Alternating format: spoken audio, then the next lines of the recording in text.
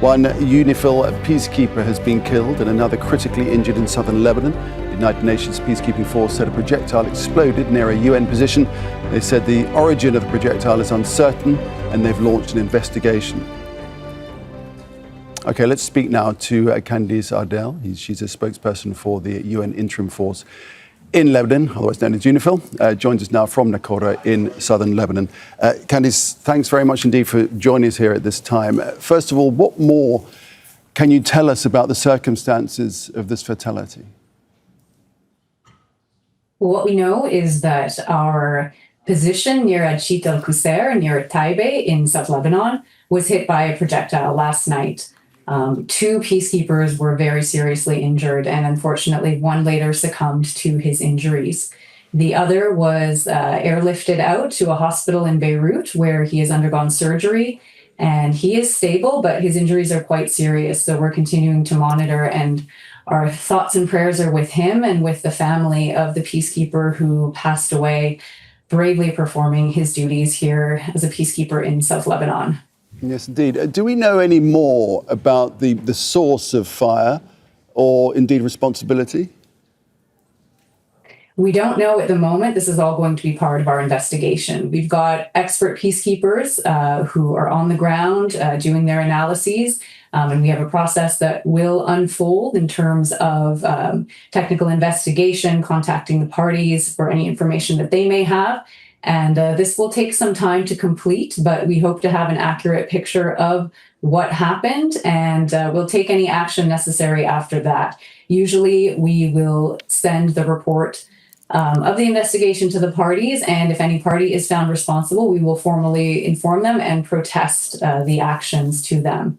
The spokesperson for the Secretary General has said that this is one of a number of incidents. Can you confirm that? We have seen a number of incidents in which our bases have been impacted by fire coming from both sides. In fact, our bases are, as you may know, on the contested area of the Blue Line, and we're seeing conflict happening, violence happening on a daily basis in different places. So a number of our positions have been hit. Most of the cases have been minor, some property damage. We've been extremely lucky until, unfortunately, last night we've had this very serious incident. And on March 6th, we also had another serious incident in one of our positions, a Ghanaian position, in which peacekeepers were seriously injured. One is still recovering from his very serious injuries. But last night, unfortunately, is the first time we have had a peacekeeper die in the line of duty during this conflict. And it's just absolutely devastating for all of us. Of course it is. Kandice, you have told us that the Israeli soldiers have been observed in the village of Naqoura, which is where you're speaking to us from UNIFIL headquarters. It is, by the sounds of it, an extremely volatile security situation. How can UNIFIL ensure the safety of its peacekeepers in this situation?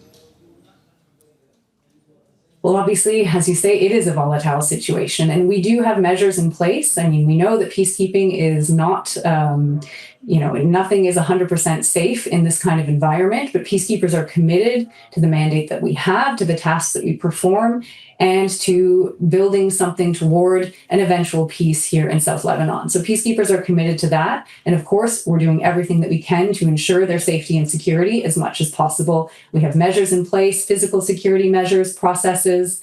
Everything is done with an abundance of caution. And unfortunately, this is not always 100% effective. And we've seen this, unfortunately, last night with the attack, with the impact on our base and the death and serious injury of our peacekeepers. We'll continue to, as part of the investigation, look at the circumstances and make any improvements that need to be made. But we continue to take the safety and security of our peacekeepers with the utmost seriousness, because, of course, if peacekeepers can't be safe and secure, we can't perform our mandate. We can't continue with what we're doing in terms of working with the parties, to liaise between them, to try to de-escalate the situation, and to monitor and observe and report to the Security Council on the situation that's happening here.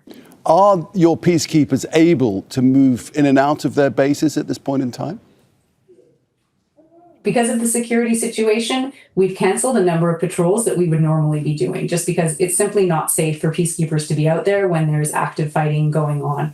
Nonetheless, we're continuing to monitor from close proximity to our bases, just to ensure the safety of our peacekeeping positions, also to prevent the proximity of our positions from being used by either party to launch attacks against the other, because this can put peacekeepers in danger as well. And we're continuing to monitor from our positions what's happening, so we're able to report about the situation that is happening on the ground. We're also, of course, able to continue our very important liaison and coordination between the parties. So we pass messages between them.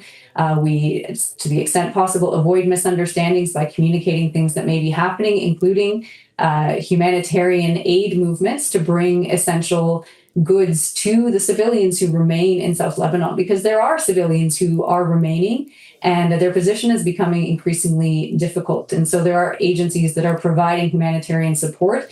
And as UNIFIL, as peacekeepers, we're supporting those agencies and coordinating between the parties just to ensure that that aid can reach the people who need it. So all of those things are continuing. Again, it's a very volatile situation. It's very complicated, but peacekeepers are persisting in doing what we can to help secure, to help the population and to help move back toward a place where the parties can undertake a political and diplomatic conversation that will hopefully lead to an end to this, because there is no military solution here. That is not what's going to end this conflict. We've known that in the past and we know it now. And so we continue to urge the parties to move toward that.